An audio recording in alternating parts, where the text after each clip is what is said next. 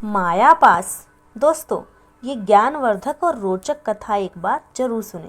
एक बार नारायण नारायण करते नारद द्वारकाधीश के दरबार में पहुँचे।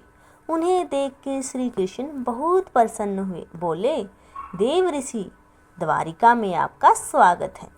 देव ऋषि नारद झुक कर बोले, प्रभु प्रणाम। एक प्रश्न मेरे मन को परेशान कर रहा है कि ये माया क्या है। तब श्री कृष्ण मुस्कुराए और कहा, माया के बारे में हम विस्तार से चर्चा करेंगे। अभी मैं टहलने जा रहा हूँ, आप मेरे साथ टहलने चलेंगे क्या? अवश्य प्रभु। दोनों दरबार से निकले और द्वारिका नगर से बाहर आ गए। नारद पूछते हैं, प्रभु हम कहाँ जा रहे हैं? बस ऐसे ही, हम थोड़ा घूमते हैं। दोनों चलने लगे। चलते चलते दोनों वीरान रेगिस्तान में पहुंच गए। बड़ी चिलचिलाती गर्मी थी और भगवान श्री कृष्ण थे कि रुकने का नाम ही नहीं ले रहे थे। नारद जी की अवस्था खराब हो रही थी, किंतु वे कुछ बोल भी नहीं सकते थे। अचानक श्री कृष्ण रुके। उन्हें देख के नारद मुनि ने राहत की सांस ली।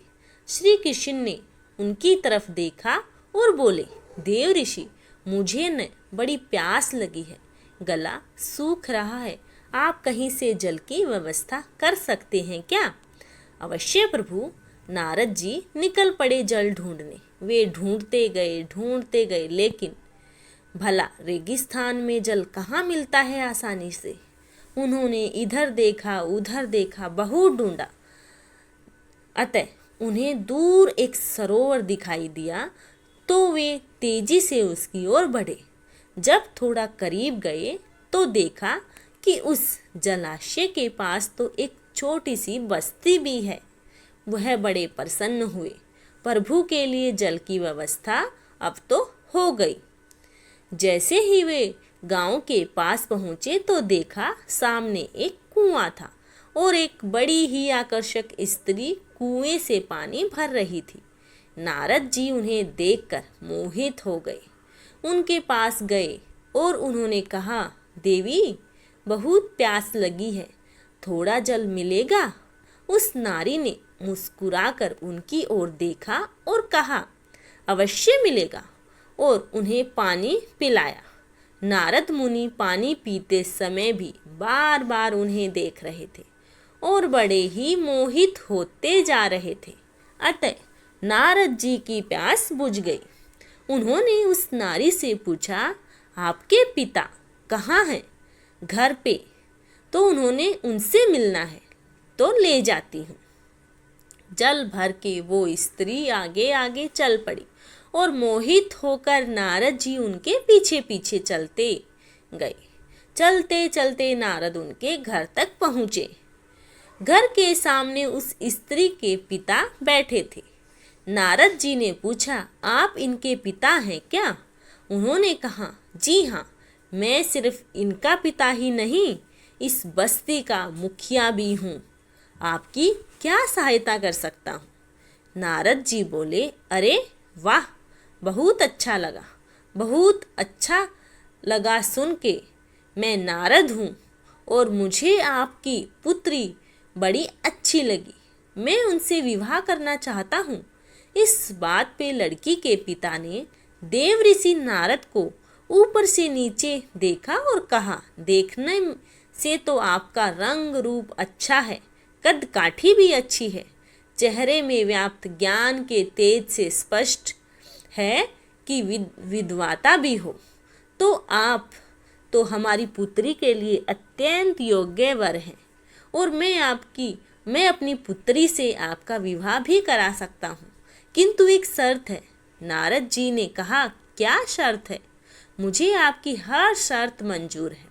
मेरी ये शर्त है कि आप विवाह के पश्चात घर जमाई बनके मेरे साथ ही रहेंगे और मेरे मरणोपरांत इस गांव के मुखिया बनके इस गांव की भी देखभाल करेंगे और लोगों की रक्षा करेंगे।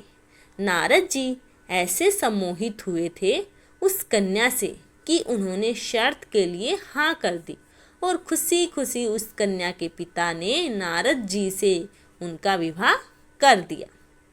नारद जी वहीं रहने लगे। शादी पुरानी हुई तो खेती और गृहस्थी भी करने लगे। उन्होंने घर का भार संभाल लिया। इस बीच नारद जी के बच्चे भी हो गए। एक दिन उस कन्या के पिता गुजर गए। उनका देहांत हो गया और पूरा गांव व्याकुल हो गया। उनका दाह संस्कार के पश्चात नारद जी उस गांव के मुखिया बन गए। सबकी देखभाल करने लगे। वह जीवन में खुश थे। नारद जी पूरे गृहस्थ बन गए थे। इसी बीच एक दिन अचानक उस गांव में बड़ी भीषण बाढ़ आई। सारे घर डूब गए। नारद जी अपने पति और बच्चों को लेकर एक नाव में किसी तरह बचकर निकलने लगे, मगर जल की धारा इतनी तीव्र थी कि उनकी नाव पलट गई। उन्होंने अपने परिवार को बचाने का बड़ा प्रयास किया, मगर एक एक कर सब दूर हो गए और नारद जी भी एक तीव्र धारा में बहकर किसी तरह किनारे पहुँचे।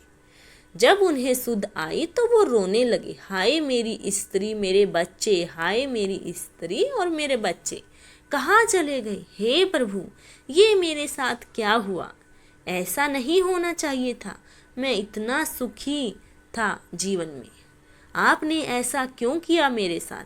तभी नारद मुनि को अचानक किसी की आवाज़ सुनाई दी, नारद नारद, देव ऋषि क्या कर रहे हैं आप? वहाँ रो क्यों रहे हैं? यहाँ आइए, प्यास से मेरा कंठ सूखा जा रहा है। आप जल लेकर आए नहीं अब तक। यहाँ आइए यहाँ। देव ऋषि को अब भान हुआ कि श्री कृष्ण मुझे आवाज़ दे रहे हैं, तो वो आवाज़ की दिशा में बढ़े। थोड़ी दूर चलने के बाद वो श्री कृष्ण के पास पहुँच गए। श्री कृष्ण मुस्कुरा रहे थे।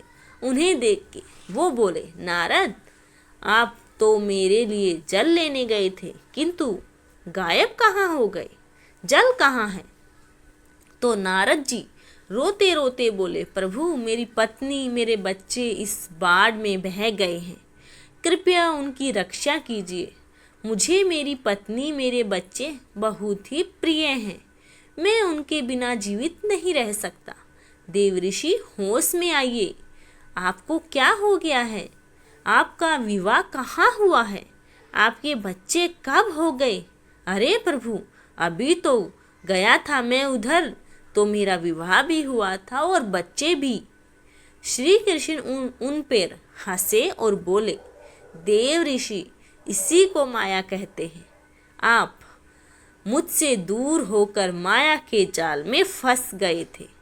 मैं आपको कितना भी समझाता, आप इस तरह से नहीं समझ पाते। यही माया है, यही माया का पास है। चलिए अब वापस द्वारिका चलते हैं। और दोनों चलते चलते वापस द्वारिका आ गए।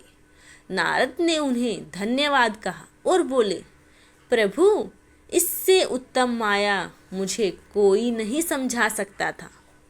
जय द्वारिकाधीश की, जय श्री कृष्ण की। नारायण नारायण कहते कहते नारद जी देवलोक की ओर चले गए। राधे राधे दोस्तों, धन्यवाद। जिसको भी यह कहानी पसंद आई, please like, share and subscribe my channel.